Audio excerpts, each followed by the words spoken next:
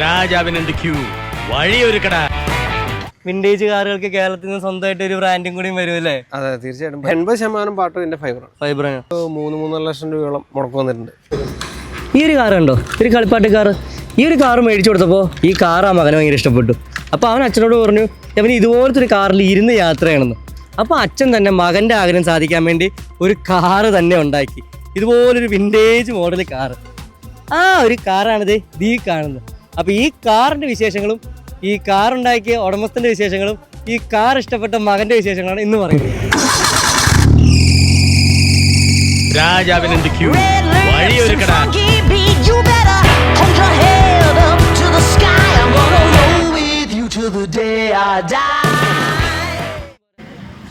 അപ്പോൾ ഇതാണ് ഞാൻ പറഞ്ഞ മകന് വേണ്ടി കാർ ഉണ്ടാക്കാൻ തീരുമാനിച്ച അച്ഛൻ അർജുൻ ചേട്ടൻ അല്ലേ? അർജുൻ ചേട്ടാ നമസ്കാരം. നമസ്കാരം. ഇതാണോ ഇവന് വേണ്ടിയാണോ ഈ വണ്ടി എടുത്തത്? ഇതാണ് ആ മകൻ. നിനക്ക് വേണ്ടിയാണോ ഈ വണ്ടി ഉണ്ടാക്കിയതെന്ന് അച്ഛൻ? നിനക്ക് ഇഷ്ടപ്പെട്ടു എന്നിട്ട് വണ്ടി ഇഷ്ടപ്പെട്ടു? ഓടിക്കുവോ? ഓടിക്കാറായില്ലെന്ന് പറ.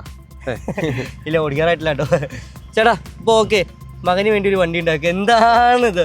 കാരണം മക്കൾക്ക് വേണ്ടി കുറെ കാര്യങ്ങൾ ചെയ്യുന്ന പലതരത്തിലും ഭ്രാന്തുകളുള്ള അച്ഛന്മാരെ കണ്ടിട്ടുണ്ട്.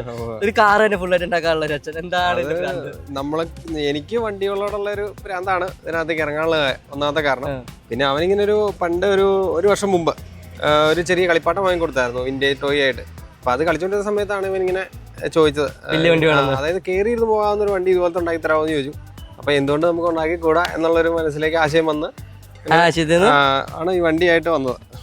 കറക്റ്റ് നമ്മള് ഏതാ കൊച്ചി രാജാവിന് മറ്റേ രാജാവിന് എന്തൊക്കെയോ ആ ഒരു ജഗചേട്ടൻ അമ്പിളിച്ചേട്ടൻ വന്നിറങ്ങുന്ന ഒരു പ്രൗഢിയിലൊരു സാധനമാണ് നമുക്ക് ഇത് വരുന്നത് അല്ലേ?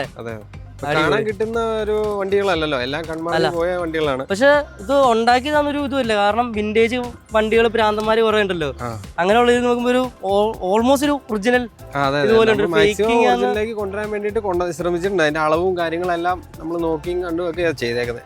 ഓക്കെ, ഇത് ഒറിജിനലാക്കി എന്തൊക്കെ കഷ്ടപ്പെട്ടിട്ടുണ്ട് അത് പറയാം. നമുക്ക് വണ്ടിയുടെ ഇതിലേക്ക് കഴിയുമ്പോഴത്തേന് ശരിക്കും പഴയ വാഹനങ്ങളുടെ കുറെ പ്രോഡക്റ്റ് ഇതിനകത്ത് ഉപയോഗിച്ചിട്ടുണ്ട്. അതായത് മെക്കാനിക്കലായിട്ട് ഭാഗങ്ങളായിട്ട്, പിന്നെ നമ്മുടെ ഈ ഡ്രൈവ് വരുന്ന സ്ഥലങ്ങൾ, അതായത് ഡയമെൻഷൻ കറക്റ്റ് ആക്കാൻ വേണ്ടിയിട്ട് നമ്മൾ കുറേ, അതായത് ഓമിനി വിന്റേജ് വണ്ടികളിൽ വരുന്ന ജീപ്പ് അങ്ങനെയുള്ള വണ്ടികളുടെ കുറേ പാർട്സുകൾ മിക്സ് ചെയ്താണ് ഇത് സെറ്റ് ചെയ്തിരിക്കുന്നത്. അതെ അതെ. പിന്നെ ബോഡി വർക്ക് വന്നിരിക്കുന്നത് നമ്മൾ ഫുള്ളി ഹാൻഡ് മെയ്ഡാണ്, കൈകൊണ്ട് തന്നെ ചെയ്തെടുത്തേക്കുന്നത്. സ്വന്തമായിട്ട് ഉണ്ടാക്കിയെടുത്തേക്കുന്നത്. ഇത് ഫൈബറാണ്. ഞാൻ സ്ട്രെങ്ത് കൂട്ടാൻ വേണ്ടിട്ട് നമ്മള് ചില സ്ഥലങ്ങളിൽ മെറ്റൽ യൂസ് ചെയ്തിട്ടുണ്ടെങ്കിലും ഒരു 80% പാട്ടും ഇതിന്റെ ഫൈബറാണ്. കണ്ടു കഴിഞ്ഞാൽ പെട്ടെന്ന് വേറെ വണ്ടിയുടെ ബോഡി എടുത്തിട്ട് ഈ ടോയ് ആയിരുന്നു ആ ടോയ്. ഒന്ന് തരാം, അവിടെ ഒന്ന് കാണിച്ചു കൊടുത്തോട്ടെ. ഈ ടോയ് മേടിച്ചു കൊടുത്തോണ്ടാണ് ഈ മനുഷ്യന് ഈ കാർ ഉണ്ടാക്കേണ്ടി വന്നത് അല്ലേ? നീ തന്നെ കളിച്ചോ. അപ്പൊ ഇത് ഫുൾ അപ്പൊ ഇതിന്റെ ഒന്നും വേറെ വണ്ടികളിലൊന്നും വന്നിട്ടില്ല. ഇല്ല, ഇതെല്ലാം നമ്മുടെ ഫുള്ളി ഹാൻഡ് മെയ്ഡാണ്. നമുക്ക് വർക്ക്ഷോപ്പ് ആയത് കാരണം നമ്മൾ ഹെൽപ്പ് ചെയ്യാനായിട്ട് പെയിന്റിങ്ങിനും പോളിസ്റ്റർ വർക്കിനും ഹെൽപ്പ് ചെയ്യാൻ വേണ്ടിട്ട് ചേട്ടന്മാരുണ്ടായിരുന്നു. ബാക്കി ഞാൻ തന്നെയാണ് ചെയ്തിരിക്കുന്നത് ഫുള്ള്. ബാക്കി ബേസ് അല്ലെങ്കിൽ എഞ്ചിൻ അങ്ങനത്തെ എഞ്ചിൻ ബേസ്, അതായത് എഞ്ചിന് ഗിയർ ബോക്സ് അങ്ങനെയുള്ള കാര്യങ്ങളെല്ലാം നമ്മൾ യൂസ് ചെയ്തിരിക്കുന്നത് ഒമിനിയോ വാന്റെ ആ ഒരു സ്ക്രാപ്പിൽ നിന്ന് എടുക്കുമായിരുന്നു. അതെ അതെ അതെ, സ്ക്രാപ്പ് വണ്ടിയാണ്.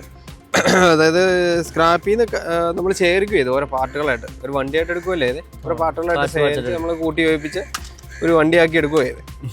കാരണം ആ അളവിൽ നമുക്ക് ഈ ബോഡിയുടെ ലെങ്തും വിഡ്ത്തും എല്ലാം സെയിം ആയിരിക്കണമല്ലോ, നമ്മുടെ ആ പ്ലാൻ ചെയ്തിരിക്കുന്ന രീതിയിലുള്ള. അപ്പൊ അതനുസരിച്ച് നമ്മൾ ഡിസൈൻ ചെയ്യാൻ എത്ര നാളത്തെ ഒരു ഡിസൈൻ ശരിക്കും നമുക്കിപ്പോ ഒരു ചെറിയൊരു സ്മോൾ സ്കെയിൽ ആയിട്ടുള്ള സംഭവം നമ്മളിൽ ഉണ്ടല്ലോ. ഒരു സ്കെയിൽ മോഡൽ വേണം ഇതിനെ നമുക്ക് ഉപയോഗിക്കാൻ പറ്റി. പിന്നെ നമ്മൾ നെറ്റിൽ നിന്നൊക്കെ നമുക്ക് നോക്കിയിട്ട് ഗൂഗിളിൽ നിന്ന് നോക്കിയിട്ട് നമ്മൾ കുറേയൊക്കെ പിക്ചറും ഇങ്ങനെയുള്ള കാര്യങ്ങളും എല്ലാം ഡൗൺലോഡ് ചെയ്തെടുത്തു. പിന്നെ നമുക്കിവിടെ അടുത്ത ഒരു അപ്പോൾസറി ചെയ്യുന്ന ഒരു ചേട്ടനുണ്ട്, പുള്ളി വിന്റേജ് വണ്ടികളൊക്കെ ചെയ്യുന്ന. പുള്ളിയുടെ അടുത്ത് ഇതുപോലുള്ള ഹോസ്റ്റലൊക്കെ വരുന്നുണ്ട്. അപ്പൊ അങ്ങനെ വന്ന സമയത്ത് ഞാൻ പോയി വണ്ടി വിസിറ്റ് ചെയ്തു. അതുപോലെ കോയമ്പത്തൂർ GD മ്യൂസിയം ഇല്ലേ, JD മ്യൂസിയം, അവിടെയൊക്കെ ഞാൻ പോയി വിസിറ്റ് ചെയ്ത് കുറെ ഹോംവർക്ക് ചെയ്തിട്ടുണ്ട് ഇതിന് വേണ്ടി. അടിപൊളി. അപ്പൊ ഈ ഒരു ഇതല്ലാതെ ഈ ഒരു കാറ് ഇങ്ങനെയാക്കി എടുക്കാൻ എത്രത്തോളം കഷ്ടപ്പാടുണ്ടായിട്ടുണ്ട്? ഇത് ശരിക്കും പറഞ്ഞു കഴിഞ്ഞാൽ നമുക്കൊരു വർഷം അടുത്ത് 8 മാസത്തോളം ശരിക്കും കഷ്ടപ്പെട്ടിട്ട് തന്നെയാണ് ഇപ്പോൾ നമ്മൾ ഈ വണ്ടി ഇറക്കിയിരിക്കുന്നത്. ശരിക്കും നമ്മുടെ കസ്റ്റമേഴ്സിനെ ബുദ്ധിമുട്ടിക്കാതിരിക്കാൻ വേണ്ടിയിട്ട് നമ്മൾ അതിനനുസരിച്ച് ഗ്യാപ്പിലാണ് നമ്മൾ ചെയ്തത്. കാരണം നമ്മൾ വണ്ടി വർക്ക്ഷോപ്പ് ആയത് കാരണം കസ്റ്റമേഴ്സ് വരുമല്ലോ, അപ്പോൾ അവരെ ബുദ്ധിമുട്ടിക്കാത്ത രീതിയിൽ സമയം കിട്ടുന്ന അനുസരിച്ച് ഞായറാഴ്ചകളിലും രാത്രിയിലും അങ്ങനെയുള്ള സമയങ്ങളിലൊക്കെ ചെയ്ത് 8 മാസത്തോളം സമയം എടുത്തു നമ്മൾ പുറത്തിറക്കാൻ വേണ്ടിയിട്ട്. ഇപ്പൊ കണ്ടു കഴിഞ്ഞപ്പോ ഇവനും അല്ലെങ്കിൽ ഫാമിലിയൊക്കെ എന്താ ആദ്യം പറഞ്ഞേ? എല്ലാവരും ഹാപ്പിയാണ്. ഫാമിലി ശരിക്കും പറഞ്ഞു കഴിഞ്ഞാൽ വൈഫിന് അറിയായിരുന്നു, ബാക്കി വീട്ടിലെ അച്ഛനും അമ്മയ്ക്കൊന്നും അറിയില്ലായിരുന്നു ഇങ്ങനെ ഉണ്ടെന്ന് അറിയില്ല, കാരണം വർക്ക്ഷോപ്പിലായിരുന്നല്ലോ ചെയ്തുകൊണ്ടിരുന്നത്. പെട്ടെന്ന് സർപ്രൈസ് ആയിട്ട് വീട്ടിലേക്ക് ഞാൻ വണ്ടി ഓടിച്ചു കൊണ്ട് ചെന്നപ്പോൾ ചോദിച്ചു റെന്റിന് കൊണ്ടുവന്ന വണ്ടിയാണോ എന്ന് ചോദിച്ചു അച്ഛൻ. കാരണം നമ്മളുണ്ടാക്കിയാന്ന് പറഞ്ഞ പുള്ളി പിന്നെ ഞെട്ടിപ്പോയി. ആദ്യം കണ്ടു കഴിഞ്ഞപ്പോ ഉണ്ടല്ലോ, ഞാൻ ഫ്രണ്ട് ഭാഗം കണ്ടപ്പോ വല്ല ജീപ്പിന്റെ അല്ലെ അങ്ങനെ നിലയൊക്കെ എടുത്തിട്ട് ഷേപ്പും ചെയ്ത് അങ്ങനെയൊക്കെ ആയിരിക്കും വിചാരിച്ചു. പക്ഷെ ഇത്രയും ഹാൻഡ് മെയ്ഡ് ചെയ്തെടുക്കാന്ന് പറഞ്ഞു. പക്ഷെ അതല്ലേ കുറച്ചുകൂടി എളുപ്പം ഹാൻഡ് മെയ്ഡ് ചെയ്യാന്ന് വെച്ചിട്ട് തീരുമാനിച്ചത്. ഹാൻഡ് മെയ്ഡ് ചെയ്യാനായിട്ട് നമുക്ക് കോസ്റ്റ് കുറയ്ക്കാൻ എന്നുള്ളതാണ് അതിനകത്ത് പ്രധാന കാരണം. ഫൈബറിൽ ചെയ്തേക്കണ കാരണം നമുക്ക് മെറ്റീരിയലും അതുപോലെ തന്നെ നമ്മൾ തന്നെ സ്വന്തമായിട്ട് ചെയ്തേക്കണ കാരണം ലേബറിലും നമുക്ക് കോസ്റ്റ് ഒരുപാട് കുറയ്ക്കാൻ പറ്റിയിട്ടുണ്ട്. മെറ്റലെ ചെയ്ത് കഴിയുമ്പോഴത്തേനും നമ്മൾ ഈ ഡെൻഡർക്ക് പൈസ കൊടുക്കണം. മെറ്റലെ ചെയ്യാൻ ഒന്നാമത്തെ കേസ് എനിക്ക് അറിയില്ല, നമ്മളൊരു പാച്ചനല്ലല്ലോ, അതായത് ഒരു കഴിവ് വേണം ഈ ഇങ്ങനെ മെറ്റലിൽ തകിട് വളച്ചെടുക്കാനൊക്കെ ആയിട്ട്. അപ്പൊ അതിന് ശരിക്കും ഫൈബർ തന്നെയാണ് അനുയോജ്യമെന്ന് തോന്നിയതുകൊണ്ടാണ്. അവന്റെ ബാക്കിലേക്ക് സീറ്റ് നമുക്ക് ആൾക്ക് കയറാൻ വേണ്ടിയിട്ട് നമ്മൾ ഈ സീറ്റ് ഇങ്ങനെ മറയ്ക്കാൻ പാകത്തിന് ചെയ്തേ. ഇപ്പൊ ഒരു ഫോട്ടോഷൂട്ടോ അങ്ങനെയുള്ള എന്തെങ്കിലും ഒരു പർപ്പസിന് വേണ്ടി കൊടുക്കണമെന്നുണ്ടെങ്കിൽ പോലും നമ്മൾ ബാക്കിയുള്ള ആൾക്കാരെ ഉപയോഗിക്കാൻ വേണ്ടിട്ട് എല്ലാവർക്കും യൂസർ ഫ്രണ്ട്ലി ആയിട്ടെ. എന്റെ വണ്ടി ഇത് വേണോ? രണ്ടും വേണം. അപ്പൊ ഓക്കെ, ഇനി അടുത്ത കോസ്റ്റിലേക്ക് വേണം. ഈ സാധനം സ്ക്രാബ് എടുത്തു അല്ലെങ്കിൽ ഫുൾ ഹാൻഡ് മെയ്ഡ് ചെയ്തു, ഇതിനൊക്കെ കൂടി എത്ര കോസ്റ്റ് ആണ്? ശരിക്കും നമുക്കൊരു 3-3.5 ലക്ഷം രൂപയോളം മുടക്ക് വന്നിട്ടുണ്ട്, നമ്മൾ ലേബർ കൂട്ടാതെ തന്നെ. അത്രേ വന്നിട്ടുള്ളൂ? അതെ അതെ, ശരിക്കും അതായത് ഫൈബർ മെറ്റീരിയലിന്റെയും പിന്നെ ഇതിനകത്ത് വന്നിരിക്കുന്ന ഇരുമ്പ് പാർട്ടുകൾ, പിന്നെ കുറച്ച് ആക്സറീസ് ആയിട്ട് വാങ്ങിയിട്ടുള്ള ലൈറ്റുകൾ, മീറ്റർ, സ്റ്റീൽ ഐറ്റംസ്, പിന്നെ എഞ്ചിൻ, ഗിയർ ബോക്സ്, ബാക്കിയുള്ള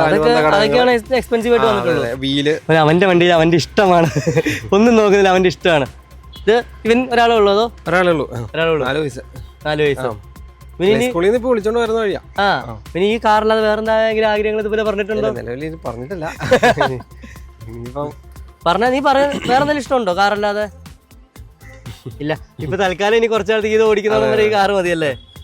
ഇറങ്ങിക്കോ സാർ. അടച്ച ഡോർ ലോക്കിയാണ്. ഇനി ഈ ഒരു ഇതിന്റെ എങ്ങനെയാ? കാരണം ഇപ്പൊ എല്ലാവരും അറിഞ്ഞു, എല്ലാവരും ഹാപ്പി. ഇപ്പൊ ഫോട്ടോഷൂട്ട് കാര്യങ്ങളൊക്കെ ഒരുപാട് വർക്ക് കാര്യങ്ങളൊക്കെ വരുന്നുണ്ടല്ലേ? വിളിക്കുന്നുണ്ട് ഒരുപാട് പേര്. ഈ പുറത്തുള്ളവരൊക്കെ നമ്മളോട് ഈ വണ്ടി സെയിലിനുണ്ടോ എന്നൊക്കെ ചോദിക്കുന്നുണ്ട്, ഉണ്ടാക്കി കൊടുക്കാവോ അങ്ങനെയൊക്കെ ചോദിക്കുന്നുണ്ട്. അപ്പൊ നമ്മള് ഭാവിയിലേക്ക് ഒരു പ്ലാൻ ഇടുന്നുണ്ട്. പക്ഷെ ഈ പറഞ്ഞാൽ നമുക്കിപ്പോ എന്തൊക്കെ ചെയ്താലും നമുക്കിത് റോഡിലിറക്കി ഓടിക്കാനുള്ള ഒരു പെർമിഷൻ കിട്ടില്ലാത്തൊരവസ്ഥയാണല്ലോ നമ്മുടെ കേരളത്തിൽ. സെയിം സാധനത്തിലേക്കാണ് വന്നുകൊണ്ടിരിക്കുന്നത്. അപ്പോൾ ശരിക്കും നമുക്ക് തമിഴ്നാട് രജിസ്ട്രേഷനിലേക്കൊക്കെ മാറ്റിയിട്ടോ അല്ലെങ്കിൽ അതായത് ഇത് കൺവേർട്ട് ചെയ്തിട്ട് എഞ്ചിൻ ഊരി മാറ്റിയിട്ട് നമ്മൾ ഇലക്ട്രിക്കലായിട്ട് കൺവേർട്ട് ചെയ്തതിന് ശേഷം നമുക്ക് ഈ വണ്ടി രജിസ്റ്റർ ചെയ്തെടുക്കാൻ പറ്റുമോ എന്നുള്ളതിനെ കുറിച്ചും പേറ്റന്റ് കിട്ടുമോ എന്നുള്ളതിനെ കുറിച്ചൊക്കെ അന്വേഷിക്കുന്നുണ്ട്. പക്ഷെ പേറ്റന്റ് നമ്മൾ അപ്ലൈ ചെയ്ത് കഴിയുമ്പോൾ ഇതിന്റെ മോഡലായാലും അല്ലെങ്കിൽ എന്റെ വർക്ക്ഷോപ്പിന്റെ പേരിൽ നമ്മളൊരു വണ്ടി സ്വന്തമായിട്ട് ഉണ്ടാക്കി എടുത്തു എന്നുള്ള രീതിയിലേക്ക് നമ്മൾ പേപ്പർ എടുക്കാൻ നോക്കണം. പക്ഷെ മോഡലിനൊക്കെ പേറ്റന്റ് ഓൾറെഡി ഉള്ളതല്ലേ? ഈ ഓസ്റ്റിൻ എന്നൊക്കെ പറയുന്ന മോഡലിൽ ഉള്ളതാണ്. പക്ഷെ നമ്മുടെ ഓസ്റ്റിന്റെ പക്ക ഒറിജിനൽ കോപ്പി അല്ല ഇത്. പല സ്ഥലങ്ങളിലും പല വ്യത്യാസങ്ങൾ ഉള്ളതുകൊണ്ട് പേറ്റന്റ് എടുക്കാം. അല്ല, അങ്ങനെ പേറ്റന്റ് എടുക്കുകയാണെന്നുണ്ടെങ്കിൽ വിന്റേജ് കാറുകൾക്ക് കേരളത്തിൽ നിന്ന് സ്വന്തമായിട്ട് ഒരു ബ്രാൻഡും കൂടി വരും അല്ലേ? അതെ, തീർച്ചയായിട്ടും. പക്ഷെ എനിക്ക് അത് ഇവിയില് അല്ലേ? ചിലപ്പോ അത് ആദ്യമായിട്ട് ആയിരിക്കും കേട്ടോ എക്സ്ക്ലൂസീവ്. ഇവിയിൽ ചിലപ്പോൾ ഒരു ബ്രാൻഡ് വരാനുള്ള സാധ്യത കാണുക. വർഷത്തിന്റെ പേരെന്താ?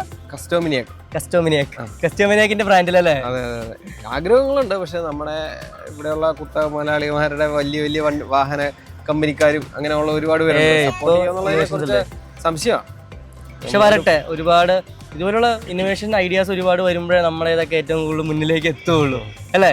ഇതിപ്പോ തൊടുപുഴക്കാരൻ ഒരാൾ ഒരു വിന്റേജ് കാർ ഉണ്ടാക്കി എന്ന് പറയുമ്പോഴേ നമുക്കൊരു വലിയ കാര്യമാണ്. തൊടുപുഴ പഠിച്ച് തൊടുപുഴക്കാരനായതുകൊണ്ട് എനിക്ക് അതൊരു അഹങ്കാരം കൂടിയാ. നമ്മുടെ നാട്ടിൽ പോയി പറയുമ്പോഴും നമുക്കൊരു ഇത് തന്നെയാ. അപ്പൊ ഇനി ഇതുപോലെ കാണട്ടെ. ഇവന് അടുത്ത ആഗ്രഹം പറഞ്ഞ പോലെ ജെറ്റോ വിമാനോ അങ്ങനെ എന്തെങ്കിലുമൊക്കെ പറഞ്ഞ് അങ്ങനെ വല്ലതും വന്ന് കാണുമ്പോ കാണാം. തീർച്ചയായിട്ടും ഇനി ഇത് വലിയൊരു വിജയമാവട്ടെ, പാറ്റന്റ് എടുക്കട്ടെ. നമുക്കിനി അടുത്ത ചിലപ്പോ ഇനി പാറ്റന്റ് എടുക്കുമ്പോഴായിരിക്കും കാണുന്നത്. ഒരുപാട് പേര് കാണുമ്പോൾ നമുക്ക് ഇനിയും കാണാം. പൊക്കോട്ടെ പൊക്കോട്ടെ ചേട്ടാ. അവൻ കാറിനകത്ത് മുഴുകിയിരിക്കുക.